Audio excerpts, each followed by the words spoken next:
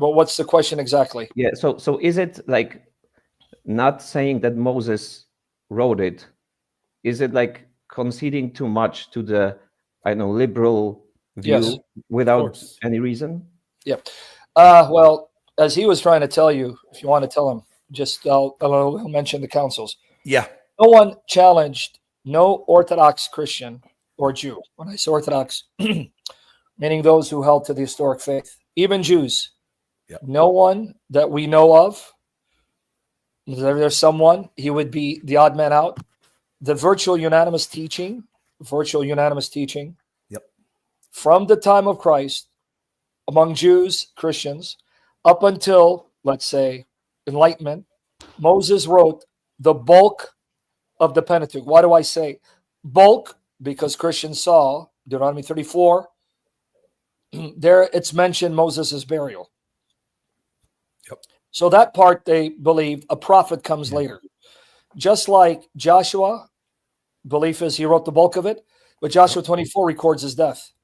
So that means a prophet comes, because if we believe, as we're supposed to, God sends a train of prophets. Yeah. So this prophet now has the scriptures of those who came before him. So God can inspire the prophet to add, update, editorialize what came before. Mm-hmm. So no one denies that. So this is why we have to be careful. There are statements in the books of Moses that only make sense after Israel settled in the land. I'll give you one example. I'm going to screen share. Yep. While you add that, brother, let me repeat what I. Yes, comment on that. Yes. Do we lose him? Oh yeah, he freezes up, brother. Sorry. Okay, well that's good. So we don't have to see. But the only thing is looking at his ugly mug. My goodness, that's ugly. Now, guys, my face getting chubbier. I'm getting, because I've been eating. I got to get back. I went hiking, but it's not going to help. My goodness, that's ugly. Woo! This guy benches, close grip, 400.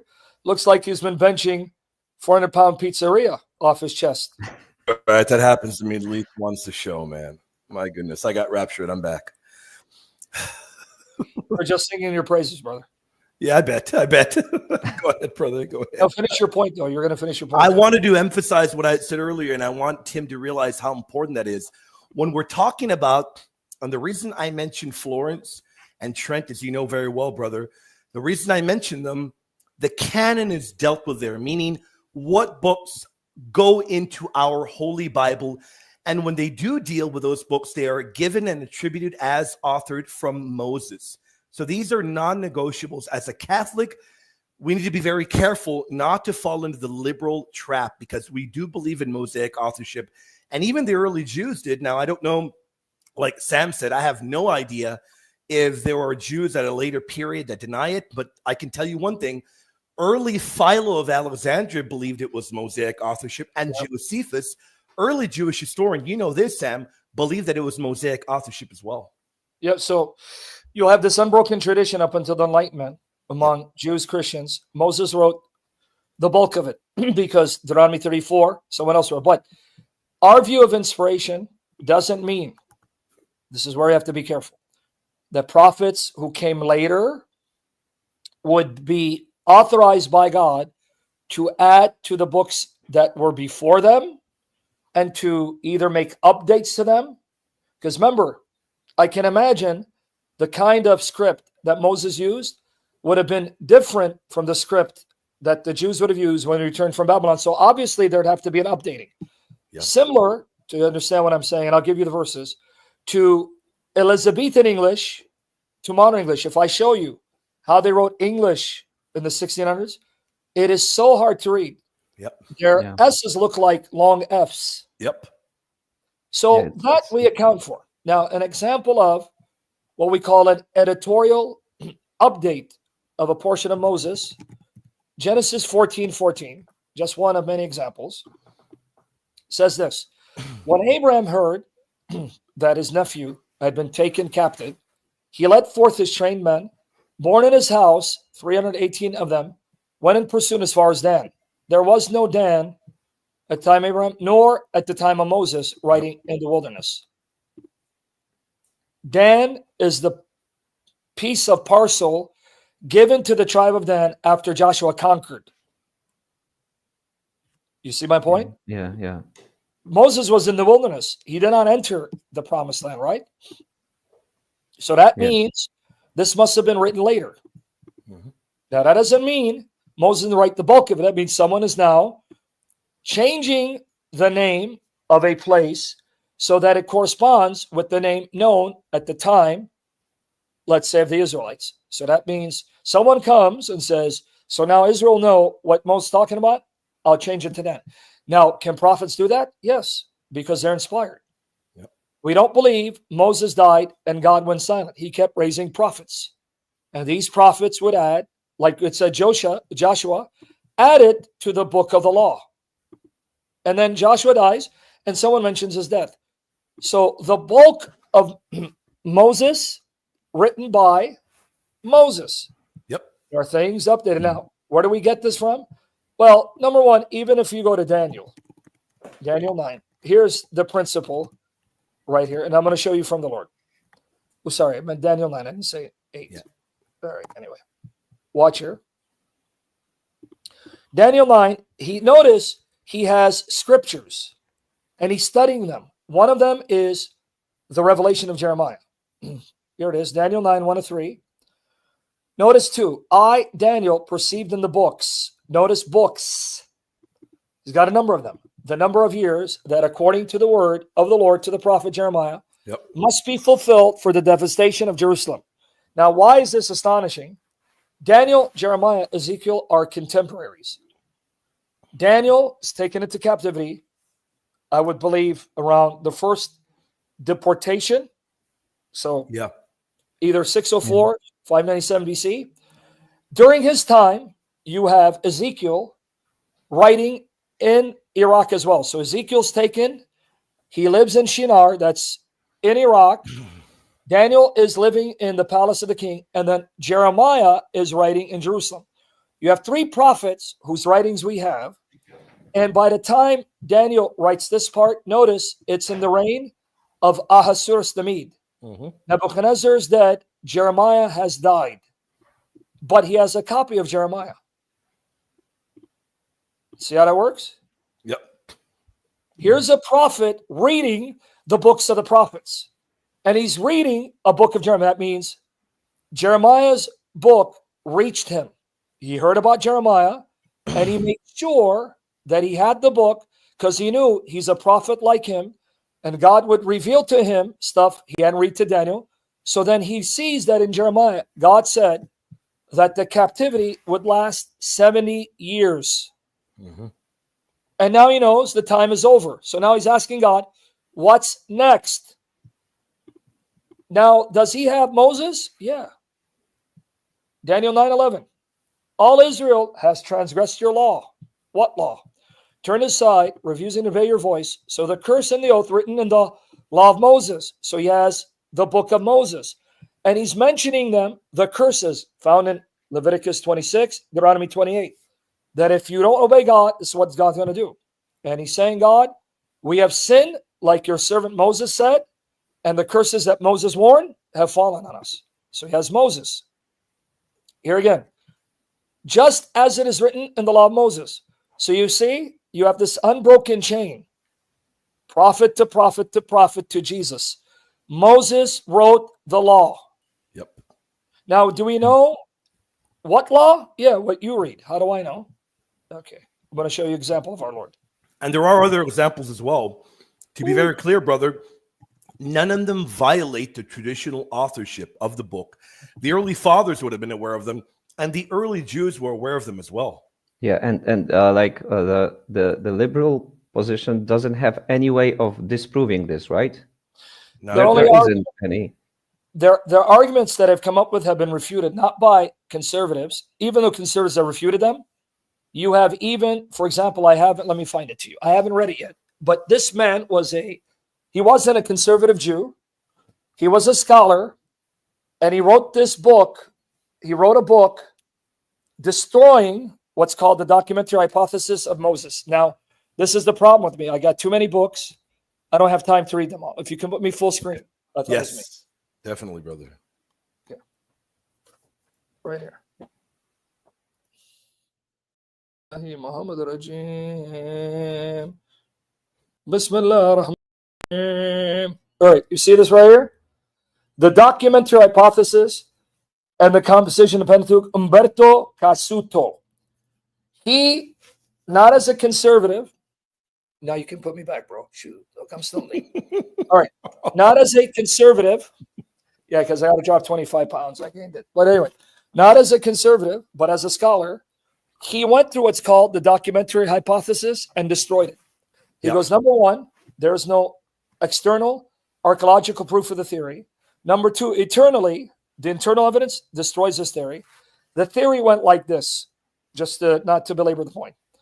You have four sources, written sources, that make up the Pentateuch. These four sources were independent. They were brought together, combined into one, and that's what the Pentateuch is. Right? So one theory is you have what's called the J source. What does that mean? They notice that in certain chapters, the word Yahweh is used. Like, you can go to Genesis 2, but there they have problems with this theory. It says Yahweh Elohim. But then there are other sources where the word Yahweh doesn't appear. It's the word Elohim. Yep. Like Genesis 1, if you read it, the word Yahweh doesn't appear one time. Yeah, that's right. It's Elohim, Elohim. So they go, there must have been a document called the Elohist source, a writer that just knew God as Elohim. But then there must have been another source that used the name Yahweh, Yahwist source. So notice there is no evidence. They're extrapolating it from the text. Yep. Then they go, you have the Deuteronomist. That's all about the law code. That too would have been separate. And then you have the priestly editors. The priest who then took these documents and their own source sacrifices, right, combine them to make them one book. Now, if you ask them, do you have any archaeological evidence for any of these written sources? No. No. Where did you get it from? From the text. Yep. They're seeing the text and they're seeing differences, saying this proves they must have been independent documents. Yep. That's where it comes from. No evidence. Now, scholars, even liberals, have put holes in this theory, saying there is no evidence internally, externally. Your arguments have been refuted, and therefore this should be put to rest. But they refuse to put it to rest. Yeah. Very scant evidence for it. Very scant. Yeah. And it's not my opinion. Umberto Casuto and others like him. And he's not a conservative. Now, if you want conservative, one of the greatest scholars, he was a Protestant. This is why we believe that even outside the church, God has mercy. Yes. Through no fault of their own. Yeah. The man would read and write 25 languages, not exaggerating. His name was Dr. Gleason L. Archer. Oh, yeah. He's phenomenal. He was professor and professor emeritus of Trinity Evangelical Divinity School. Yep. He wrote one of the best surveys of the Old Testament using archaeology, linguistics to defend and prove. Moses wrote the Pentateuch, Daniel wrote Daniel, Isaiah wrote Isaiah. Linguistically, used the language, internal evidence, archaeologically, and he wrote Survey of the Old Testament, which should be on everyone's shelf. Yep. They need to have a physical copy of it, brother. Physical copy. 100%. You have to have it. He demolishes the arguments because they even think Daniel is a 2nd century work. That's that Daniel did not exist. Yeah. I watched your phenomenal. Yeah. Yes. So if you can even find them online, if you screen share, brother. Oh, I didn't see, brother. Sorry about that. Yeah, right. Okay. You can go to YouTube right here. Hold on, where am I? Put in Gleason Archer. He went, I believe, and I pray we all go to be with the Lord. He went to be with the Lord. He's resting with the Lord. This is what I believe. I pray God has mercy because he did great work for the kingdom. He did. And he wasn't an anti-Catholic. Here he is. An entire lecture. Answers to supposed errors in the Old Testament. This is what this man looked like. Now, I ran into this man because he debated Muslims, and sadly, he didn't do good. Yeah. And in fact, he is spoken of very highly. Bishop Barron speaks very highly of him. See? Very, very highly of Gleason Great Archer. man. Yep. A great man of God who blessed the church. He went to be with the Lord. Yeah. I think Gleason he died a little while back, I believe. I'm not sure exactly when, but yeah. If you don't need to put this on full screen. Oh, I want gotcha. yeah. Okay. Right here, put in Gleason Archer Old Testament, and you're going to see this lecture. This is the book he wrote, Survey of Old Testament Introduction. He's now reviewing it, but get the book. He demolishes the arguments against Mosaic authorship. Yep. In fact, I'm going to recommend another YouTube channel, but I keep forgetting the name of the YouTube channel. Man, this guy. Who's the author, brother? He is a Christian Egyptologist, and he's conservative, and his entire YouTube channel is devoted showing that the Pentateuch was written at the time of Moses, and that the Pentateuch shows evidence more so than any other book. It was written from someone who knew Egypt. He knew the custom. Yeah, this is also Gleason Archer. Are you aware, brother, that in the Pentateuch, more than any other book, you have more Egyptian loanwords, Egyptian customs and practices than any other book? That's correct. Yes, I'm aware of that. Yep. You're talking about, I know you know that. Yeah, so that would make sense for Moses, who was brought up in Egypt. Yeah. Yeah, David Falk. Yeah. He even shows I had no idea. Here, ancient Egypt. This guy, he's conservative. His entire channel, I'm going to get you the link, is to destroy liberal claims that Exodus did not take place or that Moses did not write the Exodus. I was not aware of him, brother. This is what channel I didn't know about. Yeah, no, this guy is solid. You should have him on. This looks good. Yeah, you can go back. You don't have to put it full screen, brother. Let me try and get the link to that channel, brother. I just sent in private chat. Oh, you just sent it. Okay, let me share it with the audience. Yeah. All right. So this guy shows you there are more Egyptian loanwords, customs, practices than any other book. Now, his argument, others are, if you're telling me the Pentateuch was collated, edited, when the Jews returned from Babylon, why do you find rarely, if any, Aramaic or Persian words? Because if it came out of that period, you would find a high concentration of Aramaic and Persian words, right? Yep. Yeah. And why is it all other books do not have the amount of Egyptian loanwords, customs, as you do in the Pentateuch? And how is it the author was spot on with absolute 100% accuracy on Egyptian customs? And even the ark, he has a book and video showing you, the ark matches the way the Egyptians would build their altars. So the external evidence supports Mosaic authorship. Internal evidence shows that the person knew Egyptian geography and even knew the Sinai wilderness. He has an entire session showing you that the place names where they went in the wilderness, precise, on the money, spot on. Someone who comes later would not have that kind of knowledge of this wilderness and Egypt. Yeah, like in the Gospel of John, the stuff they are finding out, which confirms what he wrote, and it was like challenged in the past. Like they found the pool of Siloam, right? Yeah. And Bethesda with 5 porticos, exactly the way John said it.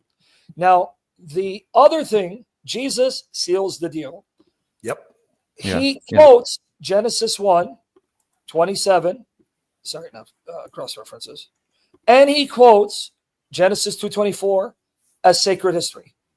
Right. He says right here, the one who made them at the beginning made them male and female. That Genesis 1:27. Yeah. Also going to 5:2. And then he quotes Genesis 2:24. He says, this is how God created mankind and created marriage to be male, female, 2 different genders, monogamy, and no one split them asunder. That's what is he basing this on? Genesis 2:24. Mm-hmm. For him, this is sacred history. This is how God made them. And that's why he says, when it says one flesh, don't you divide them. Don't make them 2 anymore. Yep. In other words, no divorce. So then they ask a question. But didn't Moses give us the right certificate of divorce? Who? Moses. Jesus says, yes, he did. And they're referencing Deuteronomy 24, 1-4. But he says Moses allowed you to divorce your wives. Why? Because of your hardness. So we learned two things. Moses gave this command. Moses wrote it. Jesus agrees. But secondly, the Lord teaches us a principle, which many of us miss. And I'll make one final point. Many of us miss. He tells us not everything in the law was pleasing to God or God's ideal. God did not want divorce, but because you were wicked and evil and couldn't do any better, he tolerated it. Now, what's his proof? God didn't want divorce? Because he quotes the same Moses saying, he made them one flesh. Yep. So you see, he's interpreting Moses in light of Moses, and he's telling you that what you find later on may not always be God's standard, but allowances that he allows to meet people where they're at. Because you were hard-hearted, God allowed Moses to allow you to divorce. But from the beginning, God showed you what his plan is. Not polygamy. He wants one man, one woman. Yeah, and can I ask something about this fragment that you've just talked about? Does this sound as well in English? Because in the Polish translation, it's Jesus asks them, what did Moses command you? Ironically, so that they have to kind of correct themselves and say that he permitted, not commanded, like, because he was not God. So it's in the Polish translation, it's kind of, or maybe it's the Yes. Maybe it's now, the one you're using. I'm unsure what he's saying, brother. yeah, no, I understand. He's saying it's a difference between command and permit. Oh, yeah, okay. yeah, okay. yeah, yeah. Because Well, commanded would be only for God, yes, right? And yes. Jesus said No, to them, we don't want to go that far. No, yeah. because the apostles could command you to do Yes. things and you'd be bound to them. Okay. What you bind on earth has been bound in heaven. No, what it means is it wasn't a command to divorce. It was a permission. Why? Because if you actually read the law of Moses, here's what's going to astonish people. Moses never tells you when to divorce your spouse. He never says. This is what's astonishing. Even the command that's given, it's not the context of if your spouse does this. No, look how it begins. Suppose a man enters into a marriage with a woman, but she does not please him because he finds something objectionable about her, so he writes her a certificate of divorce. Notice he's saying, if in case someone divorces, this is what you do. He's addressing a situation, but he never says, here's when you can divorce, right? He's talking about, suppose someone is displeased with his wife and he divorces her. Then he gives her a certificate, sends her away. And she marries another man. He's commenting on someone who divorces, she marries someone else, and then she wants to go back to the first husband. That's the context. But he doesn't tell you, here's when you divorce, here's why you divorce. He doesn't even mention it. Yeah. This is why at the time of Jesus, any good commentary will tell you, at the time of Jesus, here notice it says, does not please him. This led to a rabbinic debate. What is legitimate displeasure? There was the school of Shammai. Shammai, at the round time, she said, the only displeasing thing that will ground your divorce, lie to divorce, if she's been sexually unfaithful. Yep. Then you had the school of Hillel. He goes, if she even burns your food and that displeases you, you can divorce her. No, I'm serious. These were the two main schools. And It's you know true, why? brother. You're laughing, but it's true. Yeah. Yeah, I had no idea. You know why Hillel is important? Hillel is the father of Gamliel, the teacher of Paul. Oh. Paul is the disciple of Gamliel. Yeah. So this is Gamliel's father. He goes, if she burns your food and that displeases you, you can divorce her. Jesus sounds like what a Muslim would. Islam. Yeah. Yeah. Islam. Jesus did what? He went with the more stricter code, like no divorce. But if she commits immorality and you divorce her, that's one thing. Yep. But if it's a sacramental marriage, even then, you can't remarry. Yeah. And you would know it better than me. But what's the point? Not to belabor the point. And the final point. Notice he says Moses wrote it. Now, the final proof. Why? Because this here shows you Jesus assumes Moses wrote Genesis. Because I can show you Exodus is quoted New Testament as written by Moses. I can show you Leviticus. I can show you Numbers, Deuteronomy. They're all attributed to Moses. The one book we don't have any explicit reference being Mosaic is Genesis, but here Jesus confirms it indirectly. How? How does he? Right here. Because of this, Moses gave you circumcision. Now, John has to explain to his audience because they're not Israelites. If they're Israelites, they would know. It is, of course, not from Moses, but from the patriarchs, which he's right.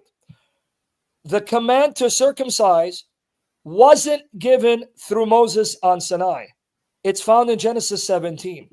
Yeah. The command to circumcise was given by God to Abraham, which Moses wrote down.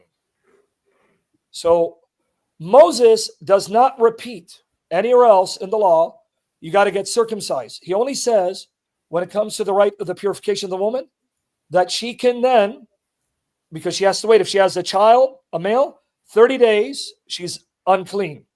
Daughter, 60 days. But on the 8th day, she can then bring her son to be circumcised. But here, it's not a command to circumcise. Moses is saying, in reference to the one being purified, she can interrupt her period of purity, because she has to wait 30 days after she gives birth to a son, 60 days for a female.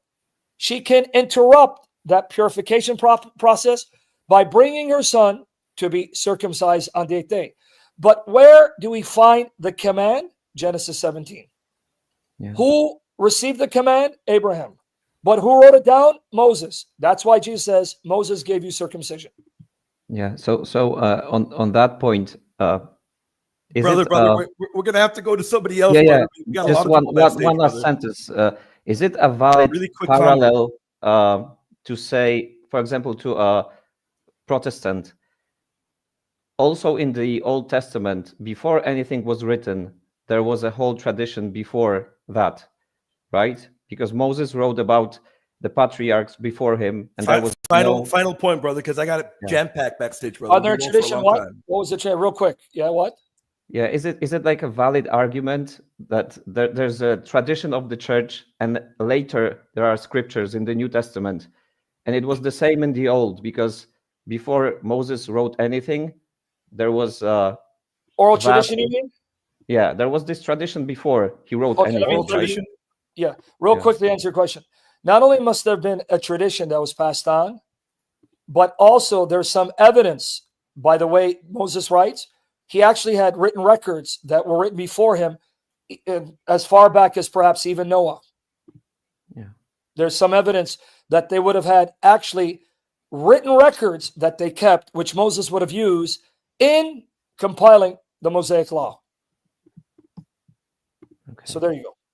Brother, hopefully that helped. Yeah, yeah. Thanks a lot. God bless you, brother. Was that helpful, brother? Was that helpful? Yeah. Definitely. Yeah, awesome. God bless you, I'll brother. probably have to do a session on where do they find, you know where you're going to find it? When it says, this is the generation of Adam. Now, by the way, if you bring up my screen real quickly. Yeah, I got you. Yeah, go for it, brother. Go for it. Yeah, notice purification, male 33 days, 66 days. Now, I rounded up, I said 30 or 60, but this is where she could interrupt it to get circumcised. Now, with that said, I'm out of here.